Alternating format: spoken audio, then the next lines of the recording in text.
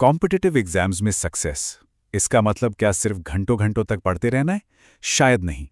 आज हम एक ऐसी स्ट्रैटेजी की बात करेंगे जो शायद सिर्फ नॉलेज से कहीं ज्यादा जरूरी है। अब ये सुनने में थोड़ा अजीब लगेगा, है ना, कि एग्जाम का इतना बड़ा हिस्सा सिर्फ इंटेलिजेंट गेसिंग, मतलब समझदारी भरे अनुमान से हल हो सकता है। चलिए जरा देखते हैं कि भाई ये है क्या चीज और कैसे काम करती है। जरा इस नंबर को देखिए, 60 से 70%।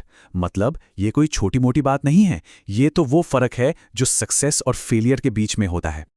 तो सवाल तो दिमाग में आएगा ही कि भाई ये मुमकिन कैसे है? क्या ये सब बस किस्मत का खेल है? नहीं नहीं, किस्मत का खेल तो बिल्कुल नहीं है।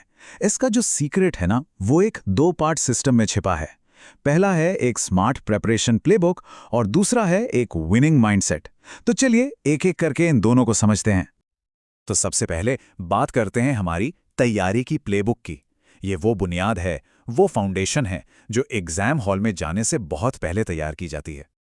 तो इसकी शुरुआत होती है कुछ बहुत ज़रूरी उसूलों से। देखिए, सबसे पहले तो एग्ज़ाम के पैटर्न को लगातार समझना, उसका एनालिसिस करना बहुत ज़रूरी है। फिर जब नोट्स बनाएं तो पिछले सालों के क्वेश्चन पेपर्स को अपना गाइड बना लें। और हाँ, करंट अफेयर्स पर अपनी पकड़ मजबूत करने के लिए जो मंथली मैगजीन्स आती हैं, उन्हें रेगुलरली रिवाइज करते रहना है। और नोट्स बनाने के लिए ना, ये 3 स्टेप वाला तरीका बड़ा कमाल का है। स्टेप 1, कोई भी स्टैंडर्ड बुक उठाइए और उसे कम से कम 2 बार पूरा पढ़िए। स्टेप 2, अब उस बुक से अपने खुद के छोटे क्रिस्प नोट्स बनाइए। और सबसे इंपॉर्टेंट स्टेप 3, जब रिवीजन का टाइम आए तो सिर्फ और सिर्फ अपने बनाए हुए नोट्स पर ही फोकस कीजिए। अब बात करते हैं रिवीजन की। देखिए, एक होता है पैसिव रिवीजन और दूसरा है एक्टिव रिकॉल, और दोनों में जमीन आसमान का फर्क है। बहुत सारे अलग अलग वीडियो एक एक बार देखने से क्या होता है, इंफॉर्मेशन ओवरलोड, दिमाग थक जाता है। वहीं एक ही जरूरी वीडियो को अगर 2 बार ध्यान से देखा जाए तो कॉन्सेप्ट्स की समझ गहरी होती है और चीजें याद भी रहती हैं। ठीक है, तो हमारी प्रेपरेशन प्लेबुक तो तैयार हो गई। अब चलते हैं कहानी के दूसरे हिस्से पर, परफॉर्मेंस माइंडसेट। ये वो दिमागी तैयारी है जो असली प्रेशर वाले दिन, एग्जाम के दिन, काम आती है। इस माइंडसेट का जो कोर है वो इस एक सोच में छिपा है। देखिए, हर चीज को सिर्फ सही या गलत, ब्लैक या व्हाइट में देखने की जरूरत नहीं है। असल में ज्यादातर चीजें प्रोबेबिलिटी यानी संभावना के हिसाब से चलती हैं। इसी को कहते हैं प्रोबेबिलिस्टिक थिंकिंग या संभाव्य सोच। इसका मतलब यह है कि हर सवाल में 100% परफेक्ट जवाब ढूंढने के पीछे भागने के बजाय उस ऑप्शन को चुनना है जिसके सही होने के चांसेस सबसे ज्यादा हैं। तो एग्जाम के दौरान ये मेंटल टूलकिट बहुत काम का है। अपनी गट फीलिंग, अपने इंट्यूशन पर भरोसा करना, खासकर तब जब कोई जवाब एकदम नेचुरल लगे। दूसरा, सवालों को सिर्फ एक नहीं बल्कि कई अलग अलग एंगल से देखना। और हाँ, उन कनेक्शंस को एकदम से खारिज मत कर देना जो पहली नज़र में शायद थोड़े अजीब या बेतुके लगें।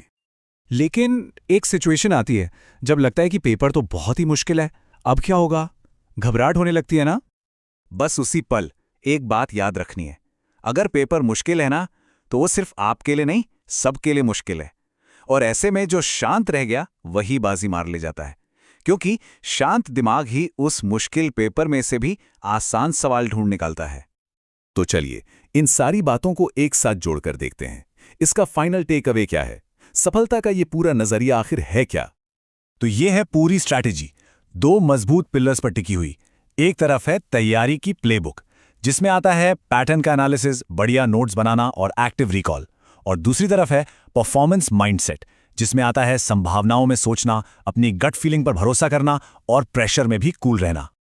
तो असल बात यह है कि सच्ची कामयाबी सिर्फ इस पर डिपेंड नहीं करती कि कौन कितना जानता है, बल्कि इस पर करती है कि उस नॉलेज को, उस ज्ञान को प्रेशर में कैसे इस्तेमाल किया जाता है।